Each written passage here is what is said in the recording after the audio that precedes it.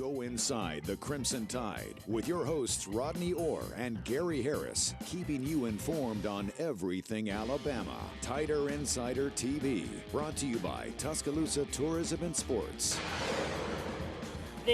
And welcome into Tider Insider TV, brought to you by the Tuscaloosa Tourism and Sports alongside Rodney Orr.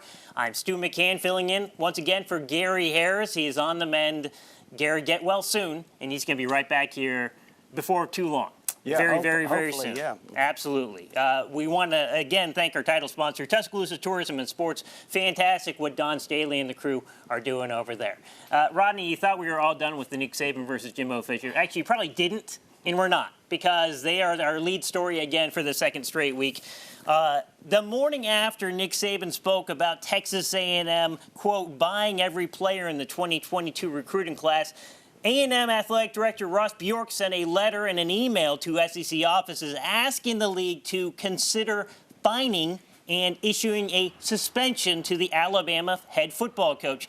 The email exchange was obtained through an opens record request. That's how we found out about it. Bjork called Saban's comments false and corrosive to the fabric of sportsmanship in college football as a whole, and especially within the SEC. He asked that Coach Saban issue a public apology to Coach Fisher, Aggie football, and Texas A&M University just to start.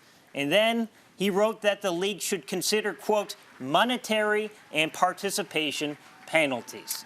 Rodney, what did you make about this? When this story came out, where it comes, obviously, maybe it came before Coach Jimbo Fisher had his press conference and the things that he had said about that, because that would seem to be taking it even to another level, all these things that Texas A&M was asking Coach Saban to apologize for and possibly be fined for, possibly suspended for. Yeah, I don't think he has anything to apologize for. I mean, Coach Saban did make it clear afterwards that he probably should not have mentioned Texas A&M by name.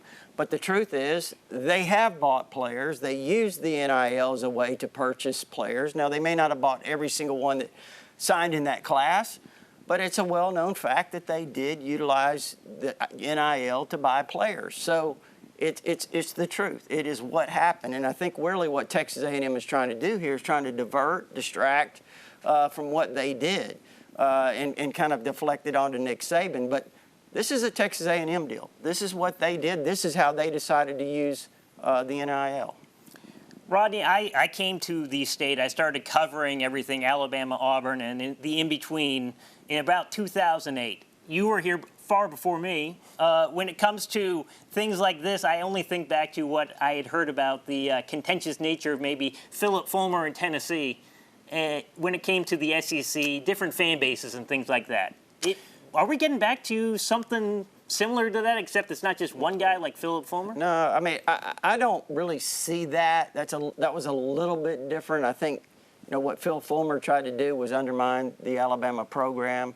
But I don't really see that. I think this is just a disagreement because, listen, here's the truth. Whether you're Jimbo Fisher, Nick Saban, whichever side of the fence you're on, the real issue here, Stu, is we don't have a governing body with rules, regulations, guidelines for everyone to follow. I think we know that there are some schools, Alabama, several other schools, that decided to play it safe, play within the normal rules of the NCAA in terms of the way you use the NIL. And then there were a few schools, Texas A&M, the front runner in that, in terms of using it to buy high school players. That's what they did. Now, again, was it technically against the rules? We don't really know, because if you want to go by the NCAA rules, yes, it was, but we don't have any rules and guidelines in place in uniformity for these schools to follow. This is Tider Insider, but I wanted to get your take on something because it actually pertains to Alabama and everybody. Last week, Ohio State coach Ryan Day was speaking to a group of businessmen in Columbus and put a number on this NIL, saying he would need $13 million in NIL deals to maintain his football roster. There's no even where to start. Like, do you believe that? Do you not believe that? But what was your reaction to that number, having that number right there associated with it? Well, I think that's where we're moving. I think that's obviously the direction this is headed. I think some reports are that Texas A&M spent $30 million on their recruiting class. Whether that's actually what they spent or not, who knows? But that's kind of the take there. So, no, I just think it's the direction that we're headed right now. So do you think that that's funny because we have those two numbers, one of them coming straight from a coach, that $13 million. The other one is coming from these unverified sources on the internet saying that Texas A&M, $30 million. There's a gap in between that. I am probably more likely to believe the $13 million, not only because it's a smaller number, it's because it came from an actual coach. Right. That's just where it comes from. Absolutely. I agree with that. I mean, it's obvious that, again, I go back to what I've been saying, Stu. We've got to find a way to regulate the NIL. We've got to have a playing field that is equal in terms of everybody is on the same level, with the rules, the guidelines that they put in place. And then you've got to have some sort of a governing body to enforce the rules, because there's always going to be those who try to stretch them, which I really think personally that's what Texas A&M did last year. Well, now it's time for Coach Talk. Earlier today, Alabama Director of Athletics Greg Byrne joined the Roger Hoover Show. He of the Crimson Tide Sports Network has a monthly interview on Facebook with Byrne. He spoke about the SEC football conference schedule and says he believes there is more support, possibly around the league, for a 9-game format, but the ultimate decision will come down to the number of teams in the college football playoff. We're going to make the best decision that we can for Alabama and the best decision for the SEC. I can tell you there's a lot of support for 9 games in the room. I think we're just kind of working through what that looks like and what the right decision is for the long-term health of the SEC and college football as a whole. And I know we'll find a good landing spot here, whether it's this summer or early in the fall. Last week, Alabama's Mercy Chelangat takes care of business at the NCAA Outdoor Championships, winning a national title in the women's 10,000-meter run. Chelangat makes her move 24 minutes into the race. That's 3/4 of the way through. She passes Grace Forbes, and from there, utter domination. Chelangat wins by 12 seconds, finishing in 32 minutes and 37 seconds. For the entire week, the Alabama men's track team finished 11th in the team standings, and the women's track team finished 15th. A fantastic effort. Great job. This was something that they were really looking. This was their opportunity to make a huge impact, and I think they did just that. Still to come on Tider Insider Television, we'll discuss the recruiting latest with our Tider Insider, Rodney Orr. He'll go into details of the top recruits at their position. They were all here in Tuscaloosa this past weekend. We'll get the lowdown. And coming up, we're going to welcome your phone calls, emails, and tweets. You see the information on the screen. Interact with Tider Insider TV right now. Go ahead, give us a call, or send us an email. Contact us on social media. We'll be right back with the only show that takes you inside the Crimson Tide. Tider Insider TV returns after the break. Welcome back to TITV, sponsored by Tuscaloosa Tourism and Sports, alongside Rodney Orr. I'm Stu McCann, once again filling in for Gary Harris. Get well, Gary. This past weekend, Alabama continued its biggest recruiting stretch of the summer by having maybe the top prize of all the recruiting buzz in the 2022 class, but it wasn't just one guy. How about 4 5-star recruits? They are all in that one photo. That's 20 stars right there. Caden Proctor, an offensive tackle, running back Richard Young, quarterback Arch Manning, and linebacker Anthony Hill Jr. All 4 of the guys are #1 in their positions according to 247 Sports. And there's Arch Manning in an Alabama jersey. That's another one of those pictures that made a huge buzz. A lot of things going on, but it wasn't just about one guy. It wasn't about 4 guys. How about the list of people? Linebacker Raul Aguirre from Fayetteville, Georgia. Offensive tackle, lineman Olis Alinen. Yep. A local kid, Wilkin Formby from Northridge High School. Linebacker Anthony Hill. Athlete Jacoby Johnson. Offensive lineman Francis Malagoa. And that's actually one of the guys who I want to start out with discussing with Rodney, our Tider Insider. One of the things that I took away was just the IMG connection. Not just with Malagoa, but the past 2 years, Tyler Booker and J.C. Latham, both IMG Academy.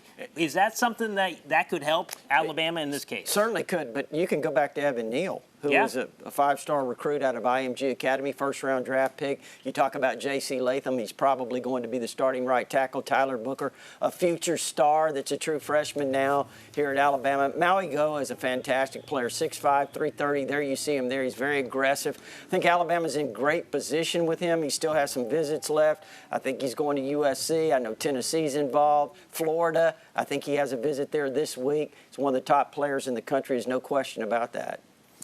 One of the things also, you get all these different photos, you get all this social media stuff. That's how a lot of the fans follow along. I mean, that's how we follow along with these recruiting weekends and things like that. I don't think that anybody surpassed the social media impact of Oles Alinen, the Finnish from Finland, but actually from Windsor, Connecticut, if I'm not mistaken. But look at how much fun. It appears like he is just having the time of his life here at Alabama. There he is with the family and the Finnish flag. Where does Alabama stand? It would seem like he's very high on the University of Alabama. Yeah, I think Alabama's in great shape for Olas. Like you said, he's originally from Finland. His dad played pro ball. He's a guy that's a great prospect as an offensive. Could play guard, could play tackle, either one. Visits Georgia this coming weekend. Ohio State's very strongly in the mix. There are some others. I think it comes down, I think, Stu, that this will come down to Alabama and Georgia ultimately. I think Alabama's in really, really good shape right now. Now, could Georgia make up some ground with that visit? Sure. But I think right now Alabama's in great position with Olas, and he's one of the top offensive line prospects in the country.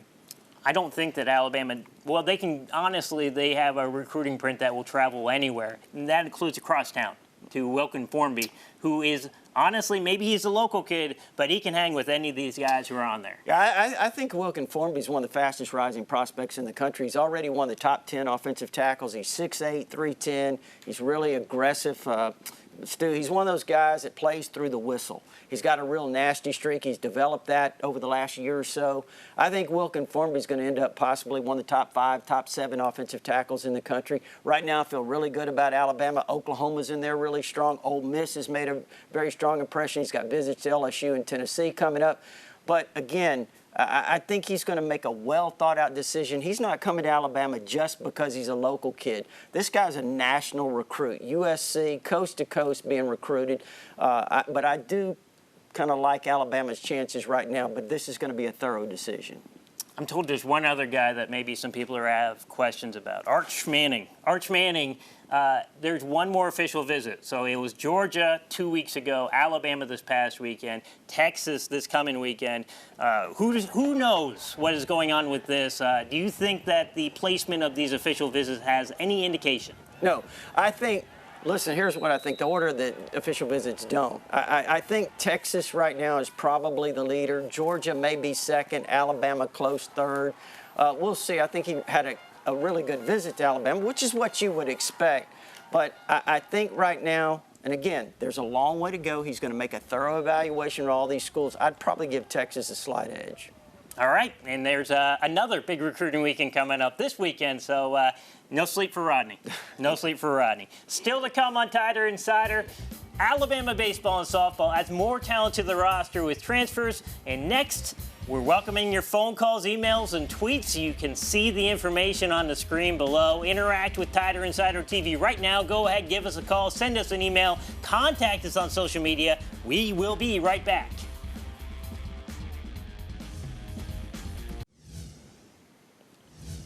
Alabama is hitting the transfer portal hard in baseball. Ed Johnson from Tennessee Tech, a shortstop and third baseman, and Aiden Moza, a relief pitcher from UAB. Johnson coming in could be a potential replacement for Zane Denton, who earlier this week himself entered the transfer portal. He could be sticking around through the SEC, but Johnson is a local kid from Hewitt-Trussville High School. He started his college career at Auburn before going to Tennessee Tech and now coming back to Alabama to play for the Crimson Tide.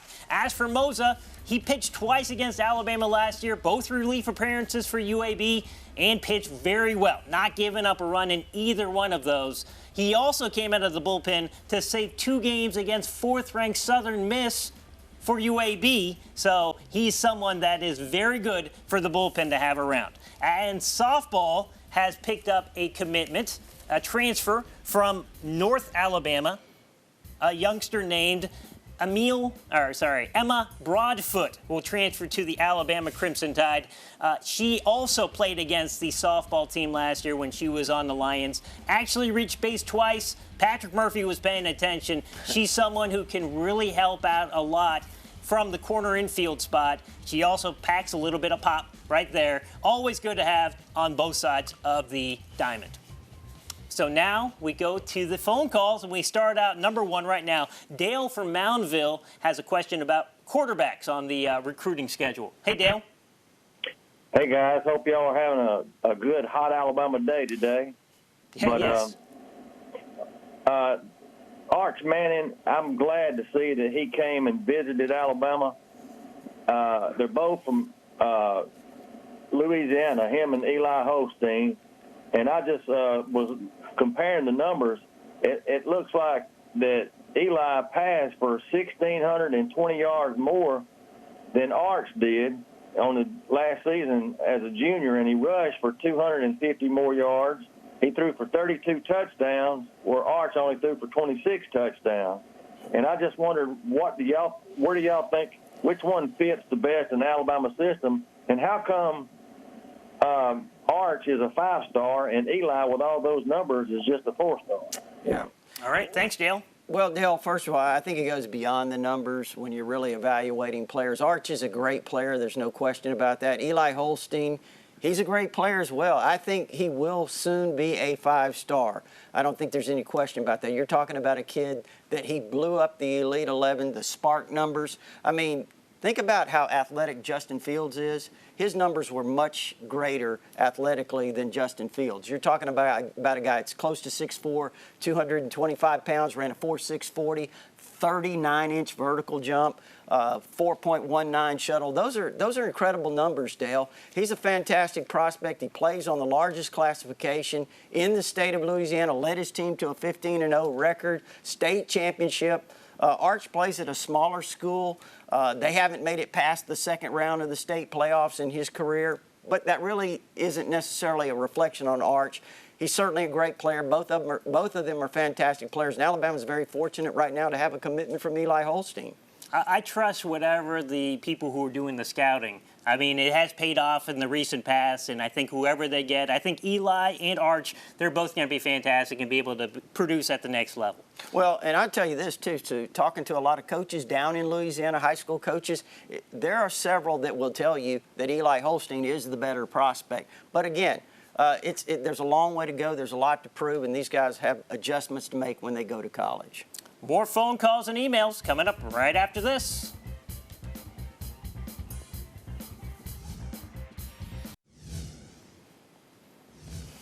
Welcome back to Tider Insider TV alongside Rodney Orr. I'm Stu McCann. Let's go straight to the phone lines. Rod from Tuscaloosa, you're up. Hey, Rod.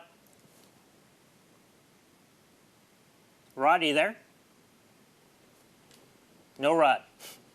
Okay, well, we're going to go straight to an email then. In that case, we're going to go there. Dial tone, Rod, you can't come back from that. Let's get to the email. It's the email question of the day brought to you by KDM Services, serving your family like our family, a great HVAC company.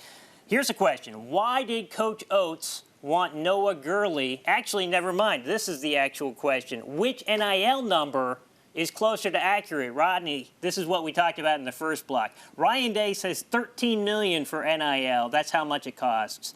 Then the reports out of Texas A&M for the 2022 class that's not out of A&M, but it's what were unverified sources there on the internet, was 2022 recruiting class for Texas A&M cost them $30 million. Do you believe one over the other? Can you even begin to figure it out since NIL is so new? Well, I think I have to agree with you because we know that you verified, or Ryan Day verified, that they need $13 million at Ohio State to maintain their roster, so I would have to, kind of lean that direction. All right. Well, Rod is back. Rod, we're going to give you a second chance. Hey, buddy. Rod in Tuscaloosa, what's up? How you doing? Good. Well, I was calling to ask this question concerning the letter that was written by the athletic director in Texas A&M. how much of that could be because of a fear factor? So it is the Ross Bjork letter that he wrote to the SEC asking that Nick Saban be fined or suspended. I believe that was what we talked about in the first block. Is that a scare tactic? Yeah, I really haven't thought about it in that regard. But that is an interesting question, Rod. I don't know. I think that letter actually, though, Stu, you tell me, it was not released publicly. It was someone disclosed it that it was supposed to be kept private, I do believe. Yeah, it was the Public Rights Act for the journalists, so it was not supposed to come out, but it certainly did. It's what people are talking about. One more block to go. We'll be right back here on TITV. Check out the skyline, and we'll be right back. This past weekend, former Alabama football player Will Cooper made his debut on Kyle Busch's pit crew for the NASCAR race in California, the Save Mart 350 on Sunday. He was the tire carrier for the number 18 M&M's car. Busch finished 30th in the race. Cooper was a walk-on for the Crimson Tide from 2017 to 2020. He becomes the third former Alabama football player to transition to the NASCAR pit crew, along with Blaine Anderson and the late Rowdy Harrell. Great start for his NASCAR career. Kyle Busch was lucky to have him. Well, that is it. Thank you for tuning in to Tider Insider TV, presented by Tuscaloosa Tourism and Sports. If you want to watch a replay, if you missed any part of this show, you can catch it at 10:30 tonight on WVUA after the 10 o'clock news. This is some video from the Nike camp going on at Hillcrest High School. Will Anderson, Emil Ekiyor, Cam Latu, and others are part of it this week, ages 8 to 18. Everyone having a lot of fun. The instructors may be having more fun than the actual campers themselves. Thanks for joining us, and have a good week.